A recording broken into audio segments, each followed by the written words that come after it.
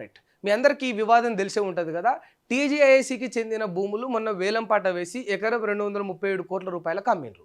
కానీ ఇప్పుడు ప్రభుత్వం అమ్ముకున్న ఆ భూములు మా గతంలో గత ప్రభుత్వం కేటాయించిన ల్యాండ్ అదంతా కూడా దానికి మేము గతంలో డబ్బులు చెల్లించి కొనుక్కున్నామని చెప్పి ఎస్బీఐ సంస్థ కోర్టులో పిటిషన్ దాఖలు చేసిన విషయం తెలిసింది. ఇప్పుడు ఈ భూములు వేలంపాట పాడి అమ్మేసిన భూముల మీద కోర్టు స్టే కూడా ఇచ్చింది. మిగతా తదుపరి చర్యలు ఏవైతే ఉంటాయో అంటే వాళ్ళ పేరు మీదకి భూములు ఎక్కించుకునే కార్యక్రమం కావచ్చు ఇంకేమైనా ఉంటే అది నిలిపివేయాలి. 3 వారాల పాటు ఎటువంటి చర్యలు తీసుకోవద్దని కోర్టు ఆర్డర్లు ఇచ్చింది. అసలు ఏంది అంటే ఈ టీజీఐసి భూముల కథ ఏంది, అది ఏ సర్వే నెంబర్ కిందకి వస్తుంది, దాన్ని ప్రభుత్వం మరి టీజీఐసి భూములు అంటేనే Telangana state industrial infrastructure corporation. ఈ కార్పొరేషన్లో ఉన్న భూములు వేలంపాట వేయనికి లేదు, వేలంపాట వేయొద్దు, రియల్ ఎస్టేట్ వ్యాపారం నడపద్దు. దాని మీద అక్కడే ఏమైనా ఫ్యాక్టరీలు కానీ ఇంకేమైనా నిర్మాణాలు కానీ జరిపి ప్రజలకు ఉపాధి కల్పించే విధంగా అక్కడ ఇండస్ట్రియల్ ఏరియాని డెవలప్ చేయాలి. ఈ కార్పొరేషన్ కింద ఉంటాయి. మరి ప్రభుత్వం వేలం ఎట్లా పాడింది, అసలు ఈ ఎస్బీఐ వాళ్ళకు భూములు ఎప్పుడు అమ్మింది, ఎంతకు అమ్మింది, నిజంగా ఎస్బీఐ వాళ్ళకు అమ్మిందా లేదా అనే విషయాలను కూడా ఇలా తెలుసుకునే ప్రయత్నం చేద్దాం. కోర్టు ఏమన్నదో కూడా చూద్దాం. అయితే అసలు ఏమైంది, ఈ రాయదుర్గం గ్రామం షేర్లింగంపల్లి మండలం రంగారెడ్డి జిల్లాలో ఉన్న ఈ సర్వే నెంబర్ 83/1 ల్యాండ్ ముచ్చటి ఇదంతా కూడా. ఈ సర్వే నెంబర్ 83/1లో రాయదుర్గ గ్రామంలో మొత్తం 6.5 ఎకరాలు ఉంది దాదాపు. ఈ 6.5 ఎకరాలలో 5 ఎకరాలు గతంలో ఎప్పుడు 2010లో ఇక్కడ మీరు చూడొచ్చు, this land belongs to state bank of Hyderabad. అప్పుడు ఎస్బీహెచ్ ఉండే కదా, ఇప్పుడు ఎస్బీఐ అంతా విలీనం అయిపోయింది. ఇదంతా నేనే స్వయంగా ల్యాండ్ దగ్గరికి వెళ్ళి షూట్ చేసుకొని వచ్చిన, మీకు ఇదంతా చూపిస్తా. రైట్,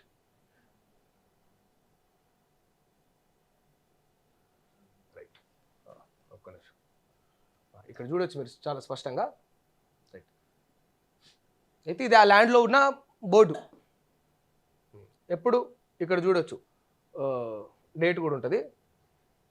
రైట్, 6వ తారీఖు 8వ నెల 2010 ఇక్కడ. అయితే 6వ తారీఖు 8వ నెల 2010లో అంటే అప్పుడు ఉమ్మడి ఆంధ్రప్రదేశ్ ఉన్నప్పుడు ఉమ్మడి ఆంధ్రప్రదేశ్లో ఇప్పుడు టీజీఐఐసి, అప్పుడు ఏపీఐఐసి. ఆ ఏపీఐఐసి ఏమేం చేసిందంటే ఈ ఎవరైతే ఎస్బీఐ సంస్థ ఉందో అప్పుడు ఎస్బీహెచ్కు అమ్మేసింది 2010లో.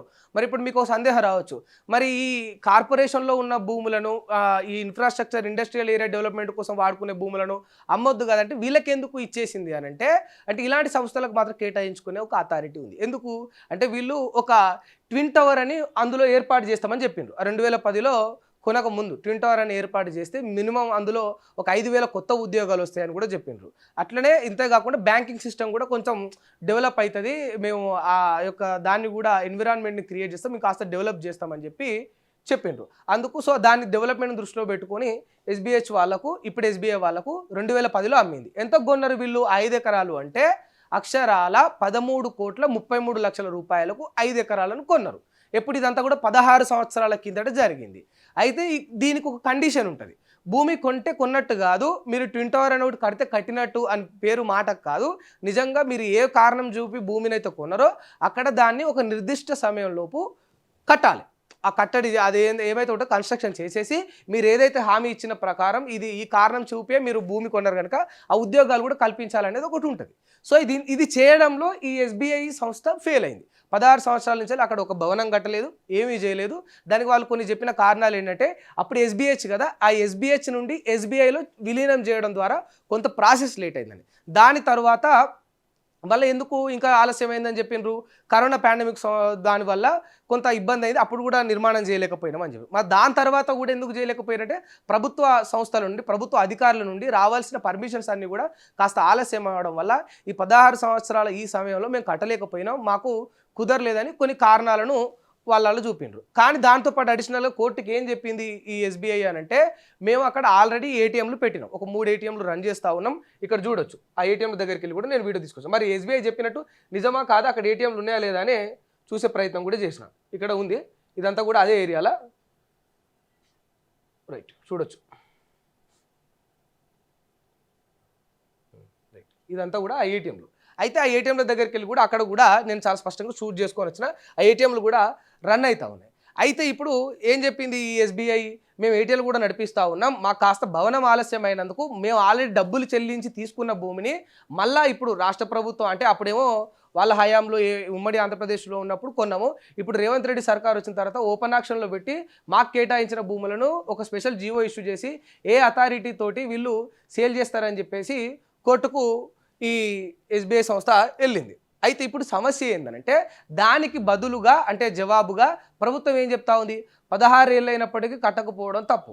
సో వీళ్ళు చేయాల్సిన ఆ ఇచ్చిన హామీ ప్రకారం ఆ భవనాన్ని నిర్మించలేదు, కల్పించాల్సిన ఉద్యోగాలు కల్పించలేదు కనుక ప్రభుత్వం మేము తీసేసుకున్నాం. అందుకే అట్లనే రాష్ట్ర ఖజానాకు కొంచెం పెరుగుతుందని రాష్ట్ర ఆర్థిక అవసరాన్ని దృష్టిలో పెట్టుకొని ఓపెన్ ఆక్షన్ వేయడం వల్ల మాకు ఇప్పుడు 237 కోట్ల రూపాయలు వచ్చినాయి, అవన్నీ తెలంగాణ ప్రయోజనాల కోసం వాడతామని ప్రభుత్వం చెప్పింది. ఇట్లా చెప్పిందో లేదో ఎంబటే హైకోర్టు ఏం చేసింది, ప్రభుత్వం నెంతిలా 2 మొట్టికాయలు వేసింది. ఎట్లా, అరే ఉద్యోగాలు కల్పించడానికి అక్కడ ఏదైతే కార్పొరేషన్ ఇది ఏవైతే ఇండస్ట్రియల్ ఏరియాలు వీటిని డెవలప్ చేయడానికే ఈ కార్పొరేషన్ ఏర్పాటు చేసుకున్నాం. రియల్ ఎస్టేట్ వ్యాపారాల కోసమో లేకపోతే ఆర్థిక అవసరాల కోసం భూములను అమ్మడానికి కాదు, ఆ భూములను అమ్మడానికి లేదు. మీ యొక్క ఆర్థిక అవసరాల కోసం భూములను ఎట్లా అమ్ముతారు, ఈ అథారిటీ ఎవరు ఇచ్చారు గవర్నమెంట్ కానీ రిటర్న్లో గవర్నమెంట్నే 2 మొట్టికాయలు వేసింది. సరే, ఇది ఓ సపరేట్ అంశం. ఇప్పుడు ఇక్కడ మనం అబ్జర్వ్ చేయాల్సింది ఏంటంటే ఇప్పుడు కోర్టుకు ఎస్బీఐ అప్రోచ్ అయినందుకు దీన్ని స్టే చేసి ఆపింది. ఒకవేళ అంటే ఇటు ప్రభుత్వ కారణాలు ప్రభుత్వం చెప్తుంది, వీళ్ళు భవనం నిర్మిస్తామని నిర్మించలేదు, ఉద్యోగాలు కల్పిస్తామని కల్పించలేదని. ఎంత కల్పించకపోయినా కొన్ని టెక్నికల్ టెక్నికల్ విధానాల వల్ల లేట్ అవ్వడం వల్ల మేము నిర్మించలేకపోయినాం, కానీ మాకు ఆల్రెడీ కేటాయించిన భూమిని ఎట్లా అమ్ముతారు, అట్లెట్లా రైట్స్ ఉంటాయని ఎస్బీఐ వాదన. అసలు ఇక్కడ ఒక అంశాన్ని మనం అబ్జర్వ్ చేద్దాం. ఇప్పుడున్న ఈ సర్కార్ ఏం చేసింది, ఓ జీవో ఇష్యూ చేసి అమ్మేసింది. మరి ఒకవేళ నిజంగా ఇప్పుడు కోర్టులో ఈ కేసు కానీ ఇంకా ముందుకు పోయి ఎస్బీఐకే ఈ భూమి చెందాలి, గతంలో వాళ్ళు డబ్బులు చెల్లించిన పత్రాలు అవన్నీ కూడా టెక్నికల్గా ఎవిడెన్స్ అంతా ప్రూవ్ అయిందని కోర్టు తీర్మానం ఇస్తే ఏం జరుగుతుంది ఇక్కడ? మళ్ళీ ఇప్పుడు ఎవరికైతే అమ్మిండో వాళ్ళకందరికీ తిరిగి రాష్ట్ర ఖజానా కోసం అవసరాల కోసం అమ్మినమని రేవంత్ సర్కార్ చెప్పింది కదా. సరే, చెప్పిన ఆ భూములను అమ్మేసుకుంది కదా. మళ్ళీ ఇప్పుడు ల్యాండ్ను వెనక్కి ఇవ్వమంటే వాళ్ళు డబ్బులు వెనక్కి ఇవ్వమంటారు కదా. మళ్ళీ డబ్బులు ఎక్కడికి తెస్తారు, మళ్ళీ కొత్త అప్పు చేయాలి. సరే చేస్తారు, ఏమో నాణతాంటాలు పడతారు, చేసి మళ్ళీ భూమి వెనక్కి తీసుకోవాలి, వీళ్ళకి ఇవ్వాలి. ఈ మొత్తం ప్రాసెస్లో ఏమైపోతుంది, రేపన్న నాడు తెలంగాణలో రియల్ ఎస్టేట్ వ్యాపారం అన్నా లేకపోతే ఇంకేదైనా ల్యాండ్స్ విషయమైనా కార్పొరేషన్ భూములైనా ఇంకేమైనా పెట్టుబడుల గురించి అయినా ఎవరైనా ముందుకు రావాలంటే వస్తారా? నమ్మే పరిస్థితి ఉంటుందా? అసలు చెప్పుండ్రి. ఇప్పుడు బయట రాష్ట్రం నుంచో బయట దేశం నుంచో ఒక ఫలానా వ్యక్తి పెట్టుబడి పెట్టడానికి రావాలి. ఇప్పుడు దేశం అంతా కూడా కోడై కూస్తుంది.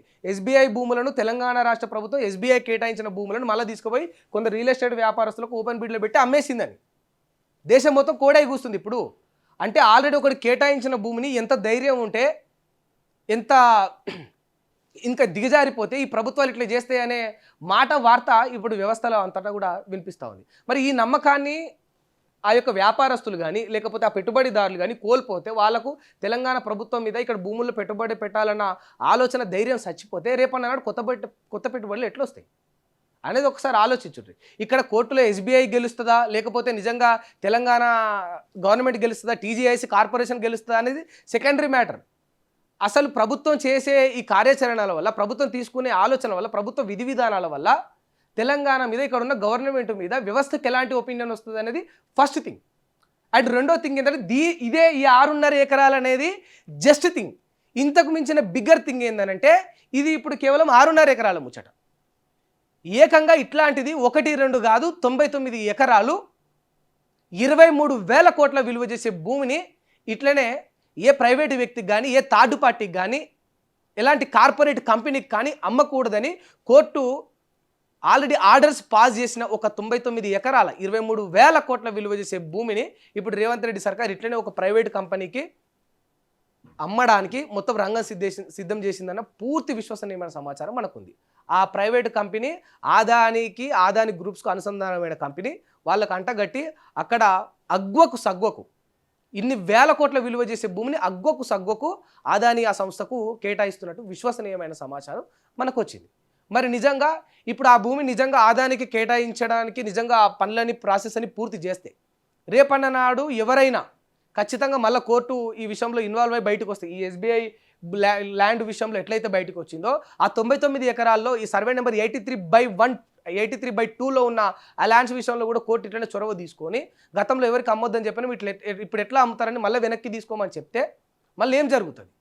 ఏ సంస్థ అయినా ఏ కంపెనీ అయినా మీ వ్యక్తిగత లాభాల కోసం, మీ రియల్ ఎస్టేట్ వ్యాపారాల కోసం, ఆర్థిక అవసరాల కోసం, బ్యాక్లోడోర్ ఒప్పందాల కోసం తెలంగాణకు చెందిన భూములన్నింటినీ కూడా ఇట్లా రియల్ ఎస్టేట్ వ్యాపారమయం చేస్తే రేపన్న నాడు ఇక్కడ పెట్టుబడులు పెట్టడానికి ఎవరైనా వ్యక్తులు ముందుకు వస్తారా? ఇక్కడ ల్యాండ్స్ కొనడానికి ఎవరైనా ముందుకు వస్తారా? ప్రభుత్వమే ఫ్రాడ్ చేస్తుందంటే ఇంతకంటే ఇంకో విషయం ఏముంటుంది? ప్రభుత్వమే గవర్నమెంట్లో లూప్ హోల్స్ని పట్టుకొని ప్రభుత్వమే రియల్ ఎస్టేట్ దందా చేస్తున్నది, రాష్ట్ర ముఖ్యమంత్రి చేస్తాడు, రాష్ట్ర రెవెన్యూ శాఖ మంత్రి చేస్తాడు అనే ఒక మాట ప్రపంచానికి వినిపిస్తే అసలు తెలంగాణ పరువు ఉంటుందా పోతుందా అనేది అన్నిటికంటే మెయిన్ క్వశ్చన్. సరే ఇవన్నీ కూడా కోర్టులో నడుస్తాయి, కోర్టులు కొట్లాడతారు, తర్వాత న్యాయమే గెలుస్తుంది, ఓకే, ఇంతవరకు బాగానే ఉంటుంది. సరే కొంత ఆలస్యం అవుతుండొచ్చు, కానీ ఒకసారి ప్రభుత్వమే ఇలాంటి దిగజారుడు కార్యాచరణలు చేపడితే, ఇలాంటి దిగజారుడు పనులు చేసిందనే ఒక మాట బయట ప్రపంచానికి వెళ్తే అసలు తెలంగాణ పరువు ఏమవుతుంది? ఈ పరువు నిలబెట్టుకోవడానికి తెలంగాణ తెచ్చుకున్నాం, కానీ తెచ్చుకున్న తెలంగాణ పరువు దిగడానికి కాదు. భూముల వ్యాపారం చేయండి, మీ ప్రైవేటు పరంగా, మీ వ్యక్తిగతంగా ఎక్కడైనా వెంచర్ల కాడ చేసుకోండి, కానీ ఈ తెలంగాణ ఇండస్ట్రియల్ కార్పొరేషన్ చెందిన భూముల మీద రియల్ ఎస్టేట్ వ్యాపారం ఏంది? కోర్టు ఎవరికి అమ్మొద్దని చెప్పి డిక్లేర్ చేసిన సర్వే నెంబర్ 83/2లో ఉన్న ల్యాండ్స్ని ఒక కార్పొరేట్ సంస్థకు కేటాయించుడేంది? అంటే రేవంత్ రెడ్డి గారికి ఎవరు సూచనలు చేస్తున్నారు, లేకపోతే ఆయననే అంటే రియల్ ఎస్టేట్లో ఆయనకు మించిన మాస్టర్ మైండ్ లేడనుకొని ఆయన ఇట్లాంటి లూపోల్స్ను పట్టుకొని ఇవన్నీ మరి నిర్ణయాలు తీసుకుంటున్నా తెలియదు. కానీ ఇది మాత్రం ప్రభుత్వానికి కానీ తెలంగాణ సమాజానికి కానీ ముఖ్యంగా మీ వ్యక్తిగత జీవితానికి కానీ అసలు మంచిది కాదు.